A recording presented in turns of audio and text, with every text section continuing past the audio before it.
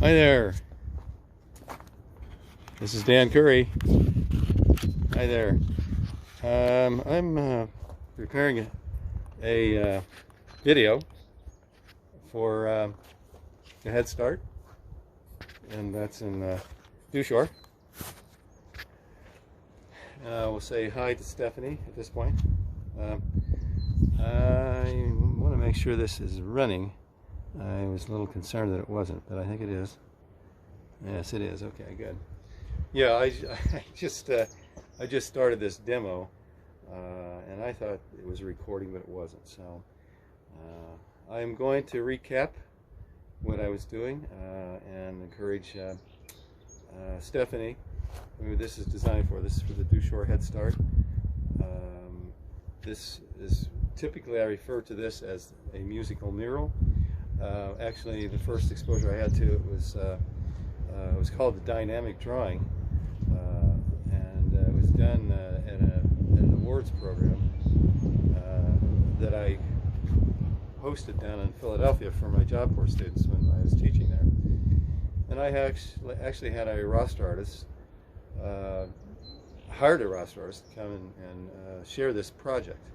And she is the one who shared the idea with me, and I feel bad that I can't remember her name. This happened so long ago, probably 20 years ago. I apologize.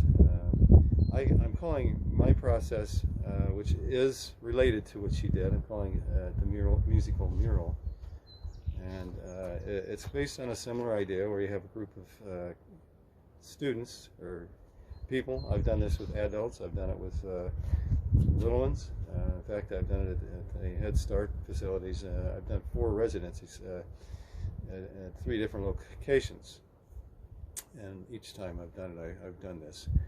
I usually put it later in the residency, but I'm kind of interested in some new philosophies that I've been learning about, and playfulness is one of them. Being playful as you teach, and especially when you're dealing with art, to get the kids enjoying right away what's happening, and I think this is one way to do it. So I'm going to show you this is actually a watercolor, and I can hold it anyway. I can hold it like this, and this piece was just kind of a fun experiment that I did quite a few years ago, where I took watercolor and worked wet into wet, and I used complementary colors and kind of let them bleed together so I could see mixtures and see how they interact, and and I ended up making a triptych out of it. Now the reason it's a triptych, there are three panels, which is what describes a triptych. There's 3 individual panels there, and they're all together though. They're mounted in a frame together, but it shows the complementary colors. Orange and blue are opposite on the wheel, red and green on the color wheel, and then violet and yellow. And what I did is I used those as the theme, complementary contrast, I guess I can call this. So anyhow, this relates a little bit to what I'm doing today. And I'm working on, as you can see, I'm working on a green paper, and give you a little background on materials here, because I do know that Stephanie has some paper, some rolls of paper that are similar to this at the facility there, and most Head Start facilities do have that.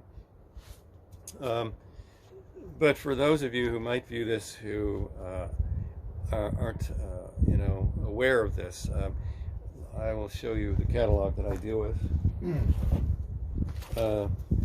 This company is one that I've dealt with for quite a long time, and I have an account with them, and I get some of my personal supplies, but I also get my supplies for teaching through them. And I can get a roll of paper, just like this green one here, that's it's about 4 feet wide by 100 feet. I mean, it's just like an endless roll practically. So the size of the mural can be pretty big, and the only thing I can say about this is this is a playful kind of an idea. The paper is not archival. It's eventually probably going to fall apart. It's more just a way to experience some fun, and also you can learn how to use the medium, you know. And this is one of the mediums that I think is misunderstood frequently. I have worked with many people with pastels, and I have seen them actually do very nice work with pastels after seeing how they can use the medium. So what I'm going to do is continue on this. I already started it, but I'm going to kind of go over a little bit of what I did. You know, I do apologize for not having the video running for the first stage of this, but I'll continue to work on it, and I'll show you what I'm going to do. So I'm going to elaborate on the border. The first thing I did actually was I did the border work here, where I went around and I just did, you just do squiggly lines, just like I'm doing right now, you know, and you just go all the way around, and I'm just gonna go ahead and do a red border. You know, I've already got a purple one, so I'm gonna do a red one. I'm gonna go right on up through here, do it like this, just like that. Okay. All right, and hopefully you can see that. Okay, and I'll continue on what I was doing here.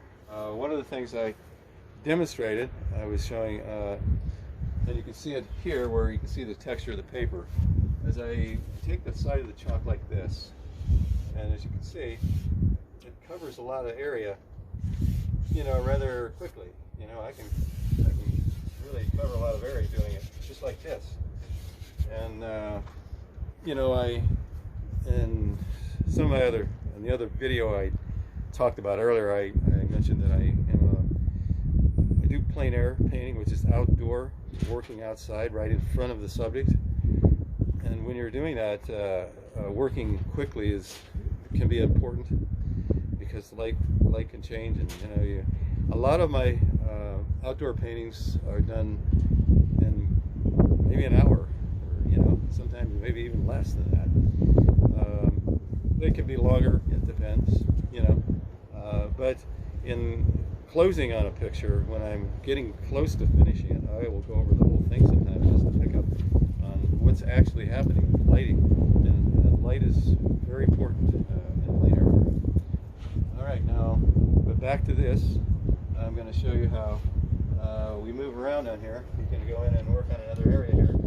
So just kind of add a little color to this particular area, and just kind of highlight it with something else, and then continue and go around and weave right through here. The thing I might suggest to you when the children do this is that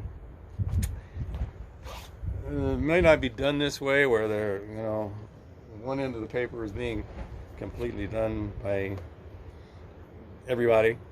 I think the way they can start this is to do the border and just walk around the table and do the border, and then they can sit down, get stationed, and do something a little more, you know, defined, you know, or just kind of play with the color, you know, do some blending. You know, a term that's used by artists, looking back in the time when I was first working, I remember one teacher that was talking about accent and passage, okay? All right, and I'll show you an example of that. This right here, I got to get a different color to show you this. Okay, this would be accent, where you're making a very strong, clear division between an area, okay? All right, that would be accent, just like this, okay? And then the other one is passage. So for passage, these are the blenders that I have been using to work on this piece. These are called soft tools, and they're available on Dick Blick. They're not really that expensive. You can actually get these things once and then and buy the covers. They come in packages. Let me show you here. They come in packages like this, you know, and some of my female students have told me that these things are similar to what they use for putting makeup on, so you might even be able to go to the dollar store and buy something similar to this.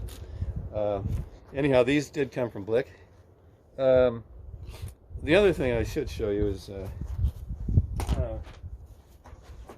the assortment of pastels that I'm not using these today, but these are called Prismacolor New Pastel, and this is a 96 color set, and it's brand new. You can see all the colors are nice and neatly organized.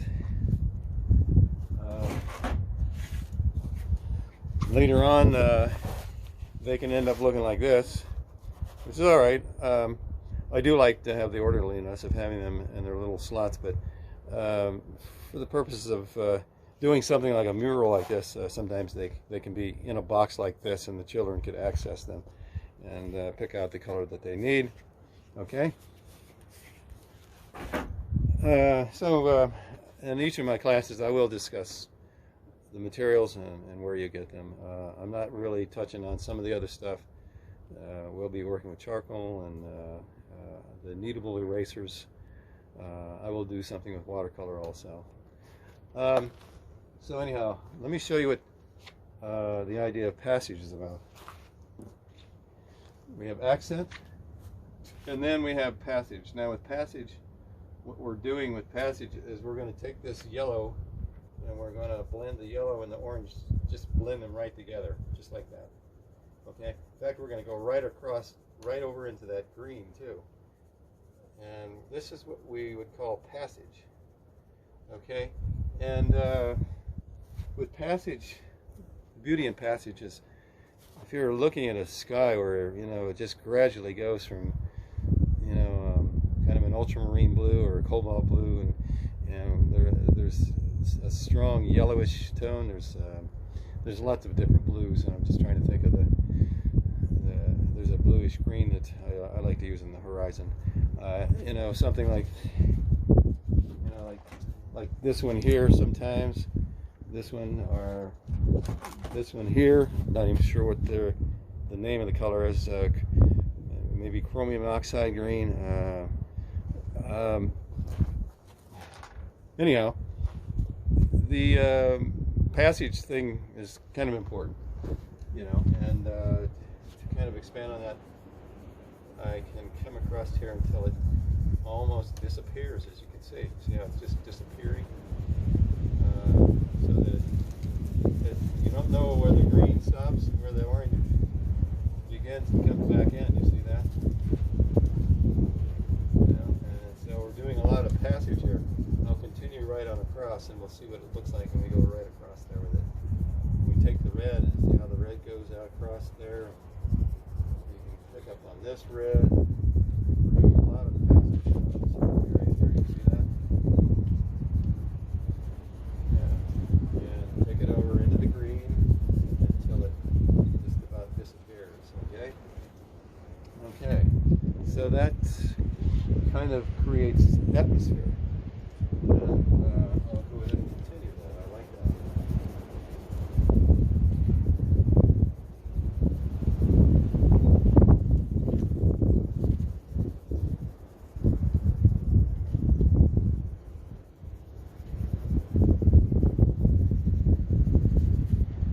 Okay. Now, you know, you can come back. I can come back and do some accent to it. It doesn't mean once you've done this, that you're done with it. Okay. You know, I can come back and go back into the accent, you know, and take a color that's not present in there, and just kind of go like this,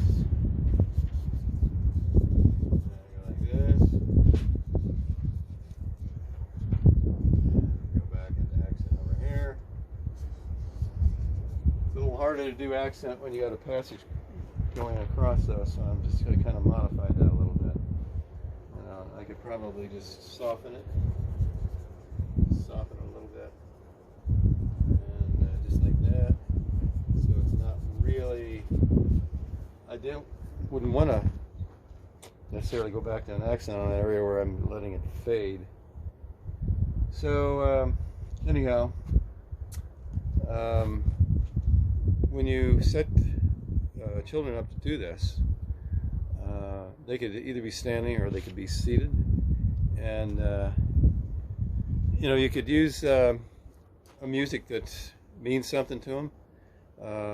The times that I've done this, I remember how interesting it was to use some different forms. Like I used Enya, which is a really peaceful, beautiful, calm music that she does, and I would contrast it with bluegrass, which is very active and lively, and the kids are jumping around, and you know, and then, I mean, there's different, you know, jazz, Miles Davis, or you can go to Mozart. You know, Mozart can be very lively and beautiful. So it gives you a chance to introduce the children to different, you know, venues of music as well.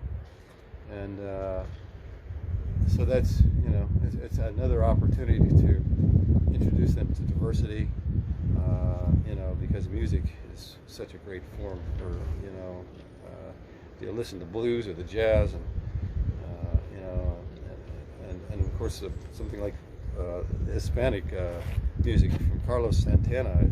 That's one of my favorite ones. I did a mural based on Supernatural, which is one of his songs, and I don't know if that's on my website. It might be. You know, I actually had a scan done of it so I could make a print of it if I wanted to. So anyhow, I don't know if I'll go back to the close of what I did prior. We're at about 16 minutes, which is it's a little longer than I usually do a demo for Head Start children, because my class is usually 15 minutes long, or I mean 30 minutes long. So I usually limit the demo to less than that, and I would suggest to teachers you can probably edit this or place pieces of it if you wanted to do that. I think I'll close for now. I was gonna discuss one of the next things that we're gonna do. I'm gonna talk about plants and gardening in springtime, and do a demo of doing actually a sketch that is of a subject that we can recognize, and teach the children a little bit about that. So I'm gonna close for now, and you have a nice day, and enjoy this nice sunny day if you're out and about, and I'll catch up with you next time, okay? Thank you, goodbye.